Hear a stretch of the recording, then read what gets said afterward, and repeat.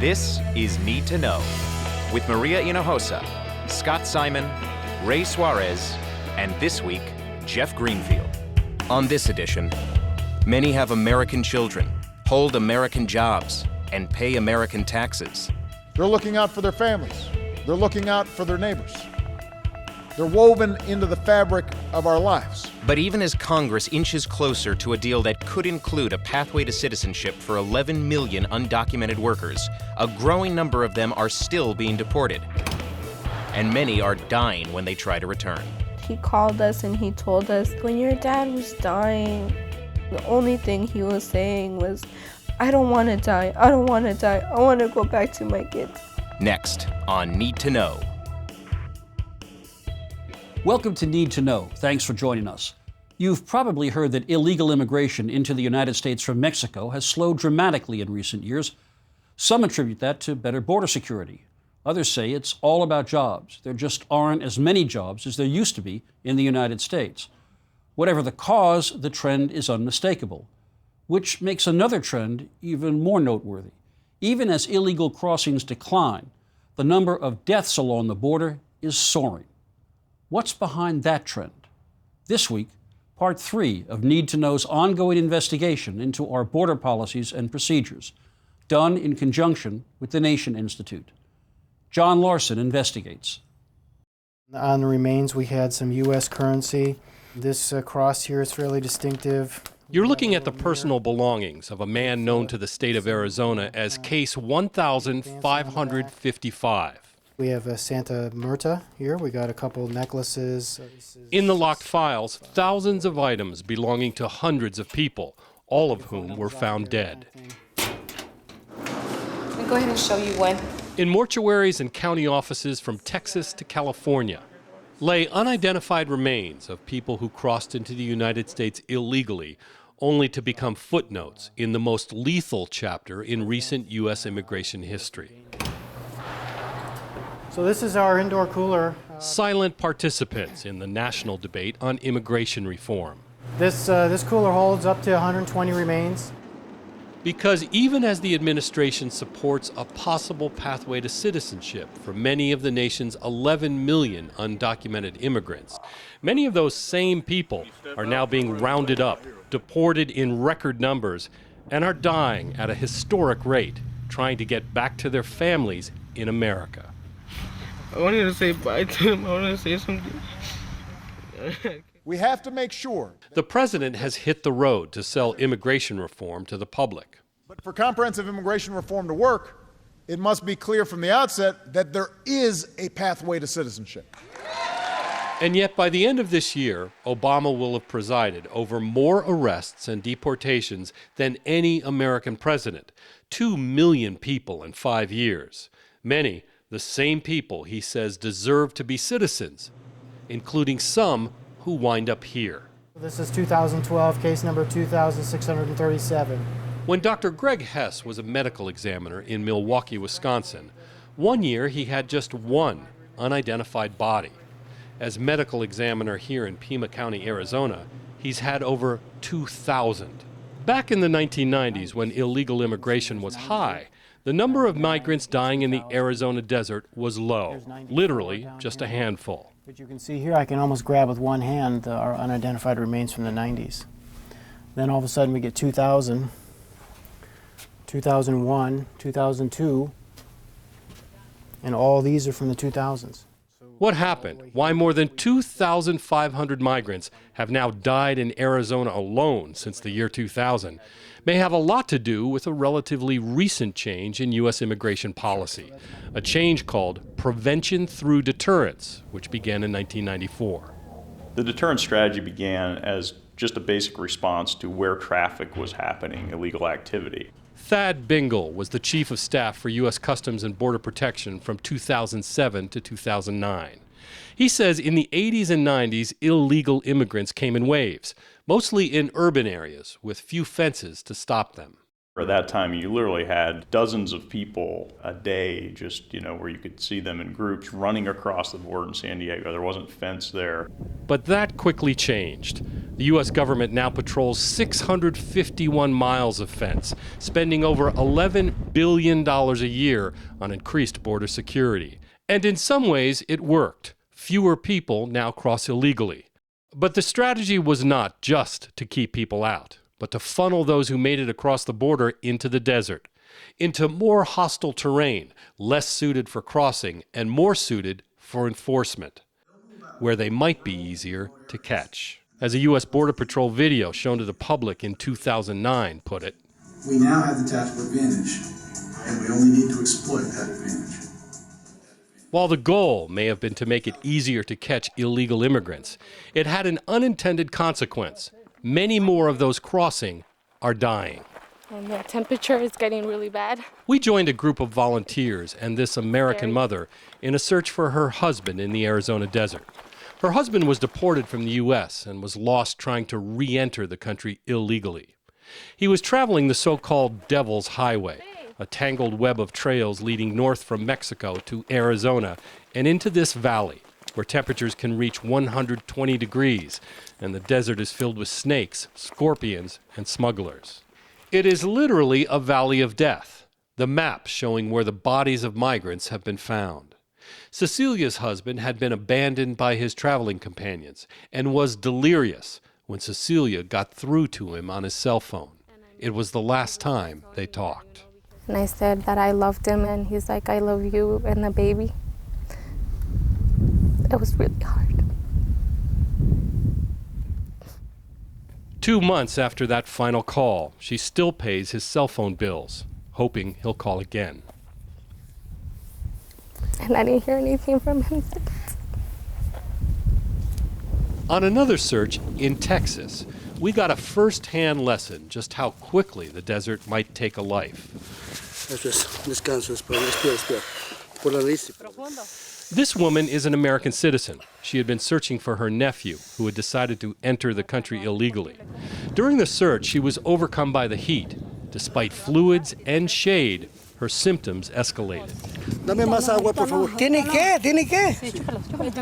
She would eventually recover. The next day, however, she would find her nephew's body in a local morgue.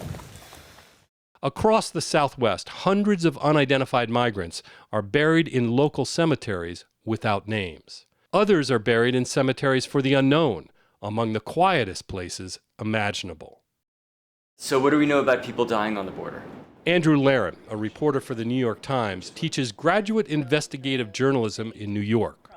At our request, his students searched thousands of Mexican and U.S. government files, death records in counties all along the border, and made two startling observations. One, that while the number of illegal crossings has plummeted, almost 80% less than in peak years, the number of deaths has actually increased, meaning that for those coming into the country, it is now more deadly, more lethal than at any time in recent U.S. immigration history. So your chances of dying crossing the border as an illegal are greater now than they were, say, even 10 years ago? That's what the data and reports seem to show. And that for years, the age of those dying has been constant. They've been young, but for unknown reasons, not anymore. 10 years ago, they were in their late 20s. Up to like maybe 30, and now the average age is more around 34. The thing we don't know is, what's compelling people to cross the border, particularly people getting older. What may be compelling older immigrants to risk death in the desert is this. More and more often, they are mothers and fathers who have long had homes in the United States with American children who depend on them. Why the shift? Since 2009, the Obama administration has expanded a Bush administration policy, empowering local police to help the Department of Homeland Security arrest undocumented workers. Mr. Antonio, you're under arrest for no driver's license. Called Secure Communities, the program is responsible for many deportations. But most arrests were not on the border, but in the interior, sweeping up people who even some of the president's critics now believe should be eligible for citizenship. Most of these people have been here for more than a decade. They have children that are U.S. citizens. They may even own property. They work. They're here. And they're never going to go back. These are people that actually have a lot of connections to the U.S., and this has increased dramatically even over the past 3 or 4 years. Jeremy Slack, a doctoral candidate at the University of Arizona, is the author of a new study called In the Shadow of the Wall. Stack and co-workers interviewed 1,100 deported migrants over 4 years and learned those caught in secure communities operations may have helped push deportations to record levels, but were also the most likely deportees to come right back. And so 1 in 4 people has at least one U.S. citizen child that's under the age of 18. And this is largely one of the reasons why you're seeing so many people attempting to cross despite all the danger of undocumented migration. Which begs the question, why don't deportees just stay in Mexico, bring their American families south, and start over again in Mexico? Slack says some do, but it is difficult for people with little money. So how do you uproot your family? Get rid of all your stuff, take them out of school, move them back to a place in Mexico where you don't necessarily know anyone, don't have a job, and don't have any way to support them? This becomes a really difficult choice. Need to Know traveled south to Nogales, a Mexican border town south of Arizona, where we found dozens of immigrants freshly deported from the United States. We asked how many had families in America. Most everyone in the room raised their hand. Listen to almost anyone here separated from their children in America, and they'll tell you they're going back. Like Leonardo, a construction worker from Nevada who lived with his American wife and American kids for 10 years before being deported. They tell me, Daddy, I miss you. I want to see you. I love you too much. I want to see you. Now he'll try crossing the desert alone. I don't want my daughter growing up without me. That's why I put myself in danger, crossing the desert. How this plays out while discussions of immigration reform continue in Washington can be especially painful for the American families and children of deportees. My mom had sent him to go get milk and tortillas. Gladys Dominguez is the 19-year-old daughter of Alfonso Martinez Sanchez, a 39-year-old father of 5 American children who had lived in the U.S. for more than 20 years. One day, Alfonso went to his neighborhood convenience store in Vista, California. A county sheriff's deputy asked for his identification, arrested him, and turned him over to federal immigration agents. His wife, Juana, arrived with their children just in time to see him in the back of a police car, handcuffed and weeping. I think he was crying because I brought my kids and he was looking out from inside. He was deported to Mexico, where he met this man. Alfonso was a little shy. He was afraid of Tijuana, to walk around alone on the street because of the police. Isaac is also an undocumented worker in the United States, and like Alfonso, was also trying to get back to his wife and American children in California. The two fathers bonded quickly and decided to try to sneak back across the border together. I know there's people out there that must be thinking, your father's big mistake was that he came to the country illegally. Yeah. If he hadn't done that, you'd all still be together. Mm-hmm. We have nothing in Mexico. We don't have a house. My mom and my dad have been here for over 20 years. They don't know anyone there. We don't know anyone there. While there is no question that sneaking back into the United States is against the law, both men would be among the undocumented workers considered for citizenship under pending legislation. They're looking out for their families. They're looking out for their neighbors. They're woven into the fabric of our lives. Alfonso worked as a butcher, a landscaper, and a construction worker for nearly 2 decades. Isaac worked in the fields. Both were raising families who depend on them. Over the next few weeks, they try 4 times to re-enter the U.S. Each time, they're caught or deterred by U.S. Border Patrol. When they were caught the first time, Isaac was sent back to Tijuana. Alfonso was flown 1,500 miles and returned to Mexico. It's a policy called lateral deportation. Border Patrol found that in incidents where someone was apprehended and put right back across close to where they were apprehended, they almost immediately hooked up with the coyote or smuggler who had attempted to get them across, and they would make repeated attempts. Many of those being laterally deported, including Alfonso, end up in Matamoros, Mexico. home to one of Mexico's most brutal cartels, infamous for preying on migrants, stealing their money, kidnapping, and killing them. In 2010, 72 migrants were hauled off a bus on the way to Matamoros and massacred. Later, bodies of another 200 migrants were found buried in mass graves. They've been known to prey on migrants, on deportees, as a stream of money. Right. Jeremy Slack says not only does lateral deportation cost U.S. taxpayers millions of dollars a year, but immigrants who are laterally deported are just as likely to try to return to the U.S. That was certainly the case for Alfonso, who took the first bus out of town and rejoined Isaac for another try. He said, "Come with me. It won't be bad. Let's go." So I said, "Fine, let's go then." And so, along with 21 other migrants, they began their fourth effort to enter the U.S. Accompanying them is a guide, a coyote, paid to lead them through the Arizona desert on what he tells them will be a one-day, one-night walk. We brought tuna, we brought crackers, we brought bread, things to eat, apples, and water. Water more than anything else. There is no border fence here because the American side is owned by the Tejano Autumn Nation. It's a Native American reservation. And soon, the migrants cross the border. Hours into their trip, their guide tells them an awful truth. Their walk is not 1 to 2 days as promised, but 4 to 5 days. And that's when I said to Alfonso, "Do you see that they lied to us? It is a lot of time." The next day, they climb in mountainous country. At 3:30 in the afternoon, they enter a broad, hot valley, and Alfonso is struggling. The temperature, 115 degrees. He said, "I feel ill." And after about 5 minutes, he started to feel worse. And he started to pray to God that he didn't want to die, and he loved his children, and he loved his family, and he just started to go crazy, writhing and shouting. Alfonso is in the grips of heat stroke. He begins convulsing so violently, Isaac has to hold him to keep him from hurting himself. During the struggle, the guide returns, takes all of their food and most of their water, and abandons them. So you're both being left to die. Mm-hmm. Sí.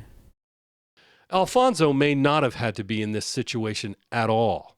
Before he was deported, he told his wife immigration agents had pressured him to waive his right to an immigration hearing, a hearing that might have resulted in him being allowed to stay in the U.S. to support his 5 dependent children. They scared him. They said that if he didn't sign, they would keep him there for a long time. As strange as that sounds, the Arizona study says that 28% of deportees interviewed also felt forced or pressured to sign away their rights. 2 hours after Alfonso falls ill, Isaac builds a large signal fire to attract the Border Patrol, so Alfonso can be saved, but no luck. I thought about staying there with him until sunrise, but I said to myself, I have to look for help. He climbs the nearest ridge, hoping to get a cell signal on Alfonso's phone. And I turned it on, and I implored God. I said, "My God, help him." He miraculously gets a signal. Soon after, 2 Border Patrol officers arrive in a truck. Isaac says he tells them they must quickly go together to rescue Alfonso, and tells them exactly where he is. Instead, they arrest him and immediately take Isaac to detention, assuring him that other agents were searching for Alfonso and would rescue him. Thad Bingle, the former chief of staff of Customs and Border Protection, says that if Isaac's story is true, the agents did not act properly. It'd be very unusual if they thought the person with them was trying to help them identify a location, that they wouldn't take advantage of that information. That would not be normal protocol. 2.5 days after Alfonso got sick, Isaac is deported to Mexico. He immediately calls Alfonso's family. Well, in my head, I thought, okay, it's Saturday night, Sunday, Monday, Tuesday. If he managed to find a tree, stay under the tree, and if he had a little bit of water, he could have stayed alive there. Alfonso's daughter Gladys, an American citizen, makes dozens of frantic phone calls to the Border Patrol in Arizona, asking if her father is detained or in the hospital. She says the Border Patrol gives her no answers. How long was it until somebody said, okay, here's exactly who you need to call. Maybe they can help? They didn't say that. They didn't say that. I kept on researching on the internet till I found BORSTAR. BORSTAR, the Border Patrol's Search, Trauma, and Rescue Unit. This is the part of U.S. Customs and Border Protection's mission that rarely makes headlines. Rescuing those in trouble along our southern border. Its mission, to provide life-saving aid to the distressed migrants along the border. It's pretty rare for a law enforcement agency to basically create a rescue unit just to deal with people who are basically engaged in illegal activity of crossing the border in a humanitarian way. So Gladys calls BORSTAR and tells them her father is dying in the desert. But Gladys says when she called, she was put on hold, transferred, or told to talk to someone else. Finally, 4.5 days after Alfonso fell ill, the Border Patrol meets Isaac at the border and takes him to rescue his friend in the desert. Once they arrive in the area and start walking, it takes just 45 minutes to locate Alfonso. It was the hardest thing for me because of how I left him and how I found him. Alfonso was later identified by his dental records and personal items. His jacket, watch, keychain. All wound up as exhibits in that Pima County morgue. His body was found exactly where Isaac had left him, exactly where he says he had told Border Patrol agents almost 5 days earlier to search for him. I have the toughest question for you. Do you ever think about those last hours of what must have been going through his mind? Think about it every day. What do you think he was thinking? Because the last thing, Isaac called us and he told us, when your dad was dying, the only thing he was saying was, I don't want to die, I don't want to die, I want to go back to my kids, I want to make it with my kids, I have to make it with my kids, I need to get back. And I just imagine him all by himself in the freaking desert, just laying there. Isaac says he's convinced that Border Patrol never bothered looking for Alfonso that first night or ever. You know, they might say, listen, it's a huge desert. It was in the middle of the night.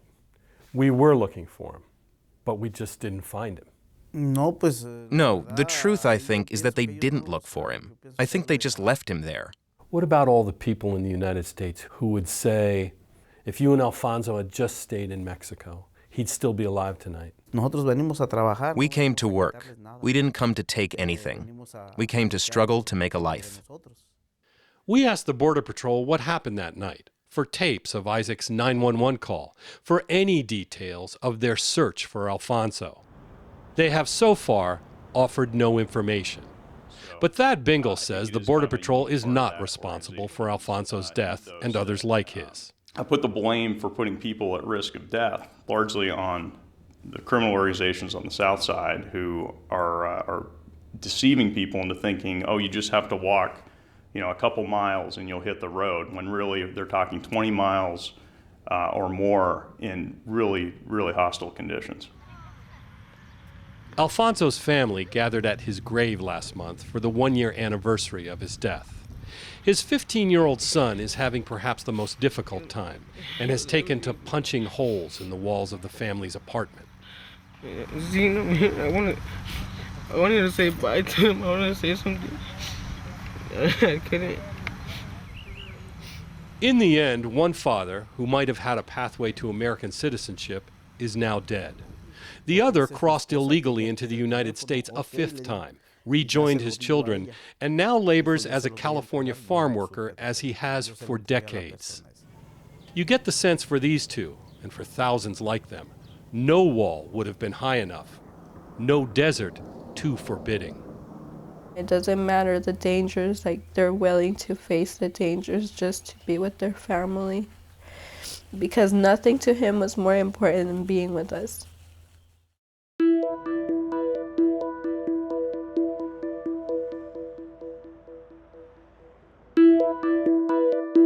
This is Need to Know.